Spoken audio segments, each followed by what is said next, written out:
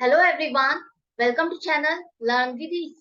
आज का टॉपिक है हमारा अकाउंटिंग फॉर पार्टनरशिप फर्म का, जिसमें हम सॉल्व करेंगे क्वेश्चन नंबर 40 को। और यहाँ पर आप सीखोगे कि अगर आप किसी साल किसी ट्रांजैक्शन को करना भूल जाते हो तो उसकी आप एडजस्टमेंट फाइनल अकाउंट में कैसे करोगे, बिना ऑल्टर और बिना चेंज करे हुए बैलेंस शीट में और प्रॉफिट एंड लॉस अकाउंट। तो ये है आपका चैप्टर नंबर 2 डीके गोयल की बुक से, क्लास 12 अकाउंट्स के लिए। तो यहाँ पर क्वेश्चन में आपके पास है तीन पार्टनर ए बी और सी, उनकी कैपिटल है 8 लाख, 4 लाख, 3 लाख रुपए। अब इस कैपिटल पर आप इंटरेस्ट प्रोवाइड करना ही भूल गए हो, जो कि आपको पार्टनरशिप एग्रीमेंट के अकॉर्डिंग 8% लगाना था पर एनम के हिसाब से।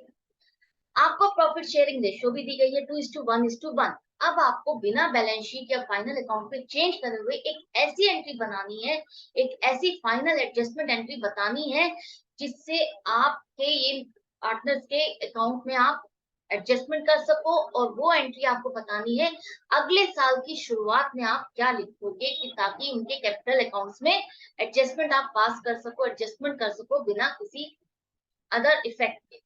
तो यहाँ पर सबसे पहले देखो इन तीनों पार्टनर का इंटरेस्ट कितना बन रहा है। तो पूरे साल सेम कैपिटल रही है, तो ए का इंटरेस्ट बन जाएगा 64,000 रुपए, 8%, 8 लाख पर 64,000 रुपए, 4 लाख पर 8%, 32,000 रुपए। बी का हो जाएगा और सी का हो जाएगा आपका 3 लाख पर 8%, 24,000। तो टोटल इंटरेस्ट ऑन कैपिटल का खर्चा है आपका 1,20,000 रुपए, जिसे आप बुक करना ही भूल गए हो। अब देखो इस खर्चे का इफेक्ट कहाँ कहाँ आएगा। अगर आप पार्टनर्स को इंटरेस्ट ऑन कैपिटल देते हो तो उनके अकाउंट को आप क्रेडिट करोगे, तीनों के अकाउंट को आप क्रेडिट करोगे, उनके कैपिटल अकाउंट में आप एडिशन कर। लेकिन ये खर्चा है इसलिए आप इसको डेबिट भी करोगे। तो इंटरेस्ट ऑन कैपिटल अकाउंट आपका डेबिट होगा और कैपिटल अकाउंट आपके क्रेडिट। अब ये जो खर्चा है, इस खर्चे वाले अकाउंट को आपको इसके बैलेंस को कहीं ना कहीं तो ट्रांसफर करना होता है ना। तो उसको कहाँ ट्रांसफर करोगे? आप इसको ट्रांसफर करते हो एप्रोप्रिएशन अकाउंट में।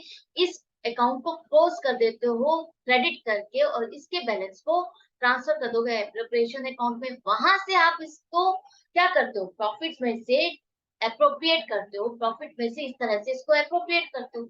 अब वो आपने किया नहीं है, तो ये अब आपके लिए क्या हुआ? अब यही मानेंगे कि हमने इसको प्रॉफिट में से ही लेस करते तो क्या होता, और नहीं किया तो ये हम लॉस मान करके इसको अब एडजस्ट करेंगे तीनों पार्टनर में। कैसे करोगे? इसी रेशो में आपको एडजस्टमेंट करनी है। तो आपका 1,20,000 रुपए 2:1:1 की रेशो में डिस्ट्रीब्यूट होगा। तो ए को मिलेगा 60,000, बी को मिलेगा 30,000 और ये सी है, सी को मिलेगा 30,000 रुपए। तो अब आपको पता चल गया है किस पार्टनर को इंटरेस्ट कितना मिलना था, लॉस उससे रिलेटेड कितना बनेगा किस पार्टनर का। अब इस लॉस का भी इफेक्ट देख लो कहाँ कहाँ आएगा, किस अकाउंट में आएगा।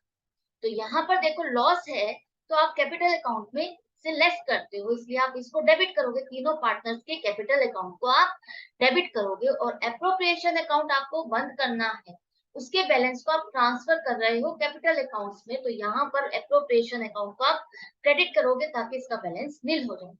यही करते हो आप, ऐसे ही करते हो।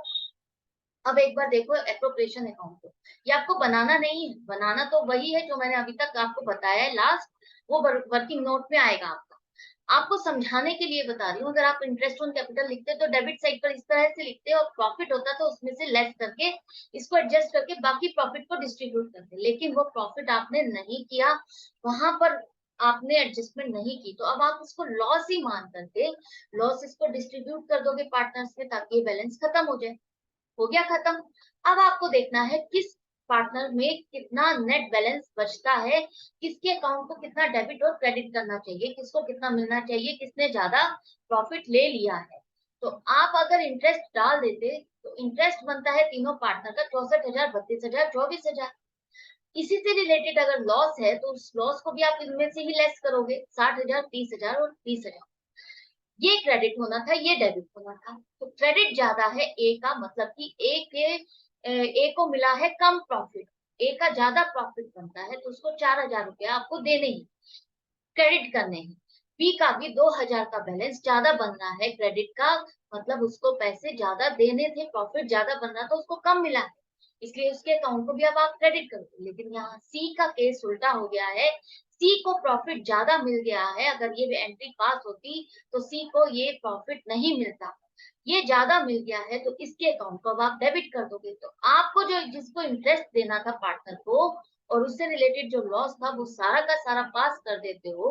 तो नेट अमाउंट से अगर आप बैलेंस कर दोगे, नेट अमाउंट से उनके अकाउंट को एडजस्टमेंट डाल दोगे तो यहाँ पर उनको मिल जाएगा जितना प्रॉफिट जिसको जितना मिलना चाहिए था। यही आपसे पूछा गया है क्वेश्चन में, यही आपको बताना है। तो सबसे पहले अगले साल 1 अप्रैल में आप ये एडजस्टमेंट एंट्री डालोगे, इसी के कैपिटल अकाउंट को आप डेबिट करोगे 6,000, क्योंकि उसको प्रॉफिट ज्यादा मिल गया है। इस एडजस्टमेंट एंट्री के अकॉर्डिंग अगर आप ये इंटरेस्ट डाल देते हो, ए को मिलना चाहिए था 4,000 और इसलिए आप इसको क्रेडिट करोगे, और बी को मिलना चाहिए था 2,000 रुपए और इसलिए आप इसके अकाउंट को भी क्रेडिट करोगे, और ये हो जाएगी आपकी नरेशन। तो क्वेश्चन में जो पूछा गया था वो यही पूछा गया है, यही आपको एंट्री फाइनली बतानी है। लेकिन जो बाकी हमने किया है वो आपका वर्किंग नोट में आएगा, सिवाय profit and loss appropriation account के, वो मैंने आपको सिर्फ समझाने के लिए बताया। अब ये क्वेश्चन तो यहाँ पर कंप्लीट हो गया है। आई होप आपको समझ में आ गया होगा, क्लियर हो गया होगा। नहीं समझ में आया है तो बने रहना मेरे साथ, क्योंकि मैं लेकर आने वाली हूँ और भी ऐसे ही क्वेश्चंस, ताकि आपको अच्छे से क्लियर हो जाए ये कॉन्सेप्ट। मैं मिलूंगी आपसे नेक्स्ट वीडियो में नेक्स्ट क्वेश्चन के साथ। कमेंट सेक्शन में आप अपने डाउट या कंफ्यूजन को लिख सकते हो। अच्छा लग रहा है तो सब्सक्राइब कर दो, लाइक करो, शेयर करो अपने फ्रेंड्स के साथ। ऑनलाइन क्लासेस के लिए आप मुझे व्हाट्सएप भी कर सकते हो। Goodbye and take care.